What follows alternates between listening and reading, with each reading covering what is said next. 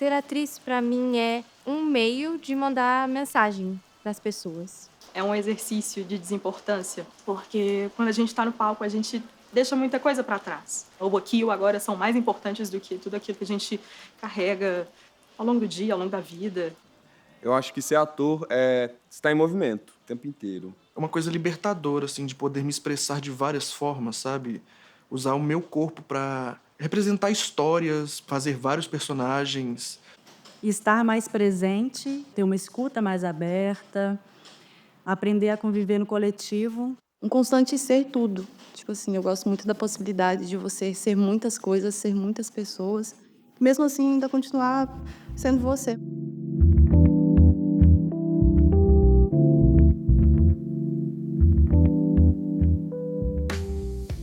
Eu acho que o ator, ele tem talvez uma função primordial dele é de contar histórias, promover a possibilidade do sonho, da ilusão, do faz de conta, transportar as pessoas, o cidadão, para um universo ficcional, poético, estético, que faça ele pensar sobre a sua vida, a sua realidade. E se divirta também, né? A partir da ficção, criar novas possibilidades de existência, de reflexão sobre como é estar no mundo. Se por um lado essa função do teatro, do ator, se faz cada vez mais fundamental e importante, por outro lado ela se faz também muito mais difícil, assim, né?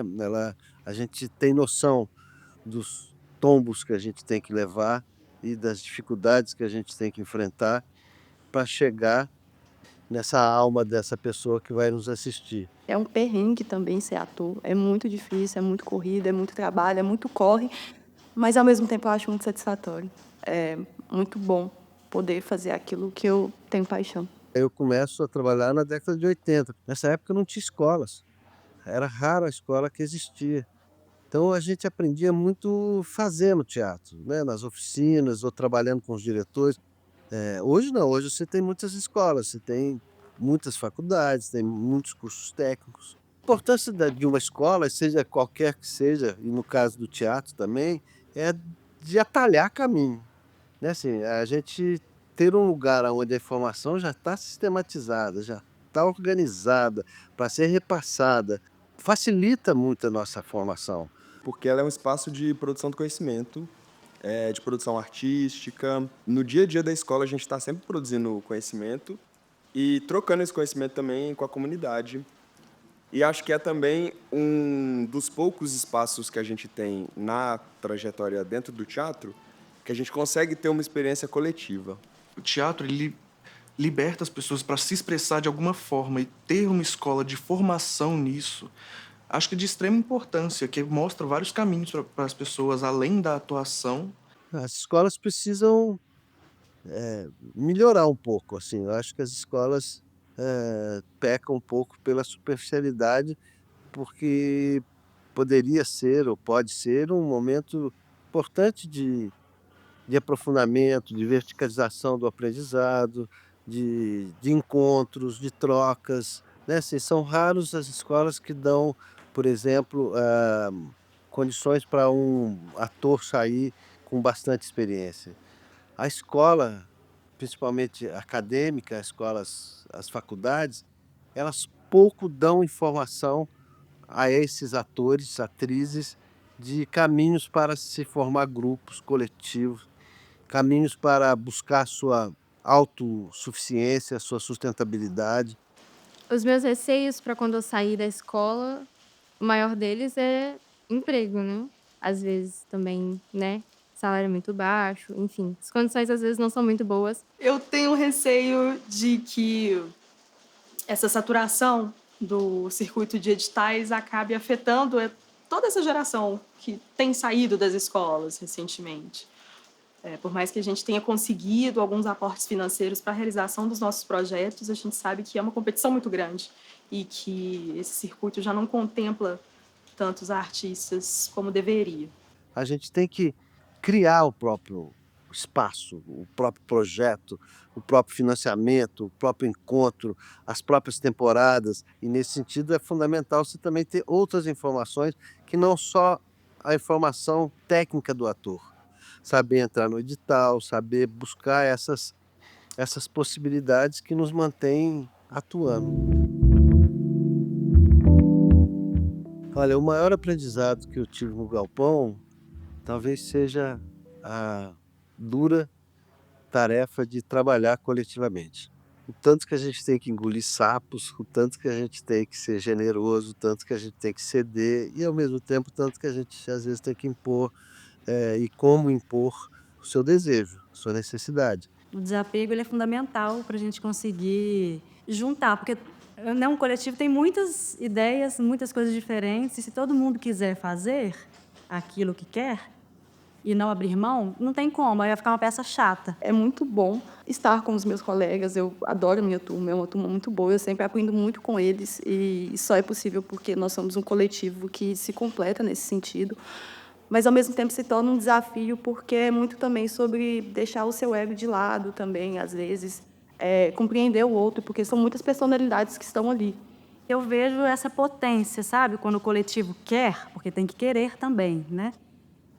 A coisa transforma. Eu acho que fica muito maior do que assistir um solo e assistir um coletivo. Eu acho que é muito mais potente. A soma de cada um dá sempre mais do que a soma individual, assim, né? Às vezes o individual ele é muito pesado, assim, às vezes o individual é muito egoísta, às vezes o individual é muito apressado, e nesse caminho coletivo a gente tem que ter paciência, né, assim, para essa construção. A gente tem que ter, o tempo é outro, o tempo é mais lento, mas, por outro lado, é muito mais consistente.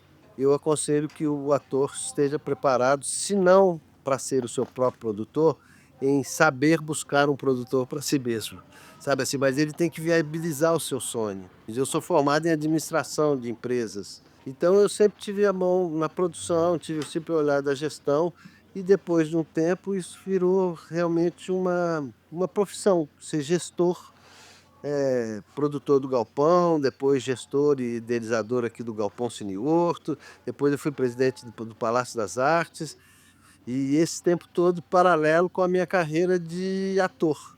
A escola de teatro não é só atuação. E eu tenho aprendido isso na prática agora, porque eu me descobri figurinista vindo fazer teatro, por exemplo, figurinista e cenógrafa, e eu descobri que é uma coisa que eu gosto de fazer pra caramba.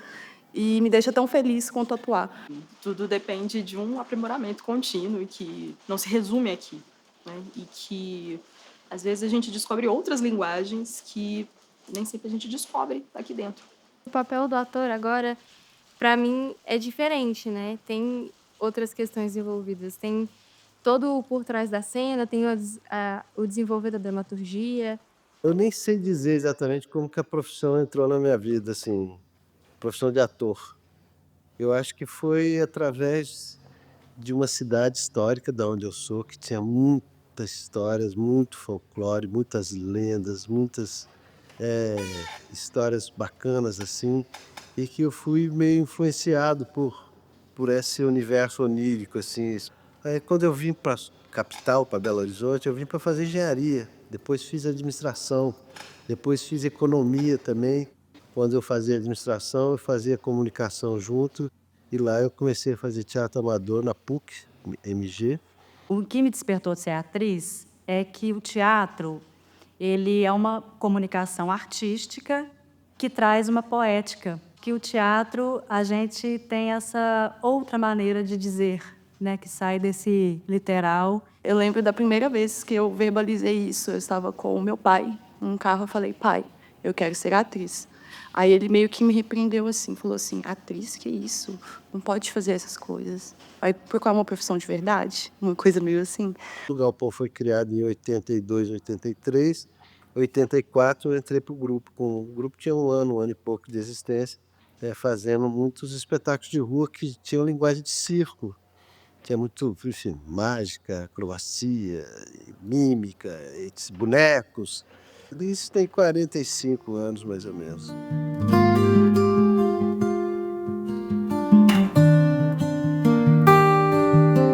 O Galpão com o Cineorto surge de uma necessidade do Grupo Galpão de ter um espaço próprio, contínuo, para a gente socializar, para a gente compartilhar experiências que o grupo tinha não só aqui em Minas e Brasil, como também no exterior. E aqui dentro a gente foi colocando todos os projetos de formação, de compartilhamento, festivais, fomento a grupos, criação de espetáculo, pesquisa, trabalho com idosos, trabalho com moradores de rua, 17 projetos anuais assim que a gente faz, com esse objetivo, compartilhar, formar, de certa forma, estar em contato através do teatro com a comunidade, com o território, com as pessoas.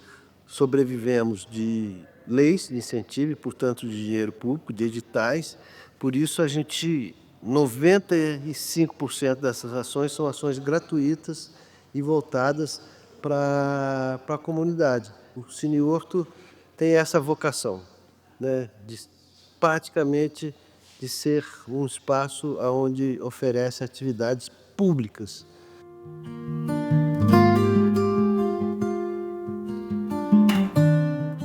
Nós, atores, assim, a gente fala que nós somos nosso próprio instrumento. É através do nosso corpo que a gente consegue fazer essa ponte, essa transposição entre o real e o sonho, o real e a ficção, o real e a história, o real e a contação de uma fábula. Então, o corpo nosso, a voz, o corpo, o olhar, isso é nosso instrumento. O estudo de corpo-voz é fundamental, né? Porque eles estão ligados, corpo e voz estão ligados, né? Tem que ter relação, o que você está falando e o como você está. Então, você trabalhar isso, desenvolver técnicas, é essencial, é muito importante, porque o teatro, como eu já disse anteriormente, não é só paixão. Se você tem paixão, já é um ótimo caminho. Mas aí, técnicas você aprende, você vê que realmente é muito importante isso. Para isso, a gente tem que afiar, preparar de todas as formas essas nossas possibilidades expressivas. Portanto, é bom que a gente saiba cantar, é bom que a gente tenha uma projeção de voz, é bom que a gente tenha essa voz sob nosso domínio, fazendo o que a gente quer. A mesma coisa com o corpo. É bom que a gente tenha um corpo azeitado, afiado, preparado para ser expressivo. Portanto, é legal que a gente faça aula de dança, a gente se prepare, a gente tenha domínio, capacidade, consciência corporal e preparo para transmitir o que a gente quer. Espero que eu consiga levar essas mensagens que eu tanto desejo, essas discussões, alcançar as pessoas, fazer com que elas pensem mais. Tanto dentro do próprio teatro, né, criando condições e possibilidades de continuar criando, trabalhando e ganhando grana, quanto também de estar sempre questionando as coisas, olhando para o mundo e tentando formas de reinventar ele. Acho que tá sempre essa inquietação, assim. Acho que é isso, fazer teatro é estar sempre inquieto. Eu sugiro que cada artista, que cada grupo trilhe o seu próprio caminho e construa mecanismos, condições de estrutura para produzir seus próprios sonhos.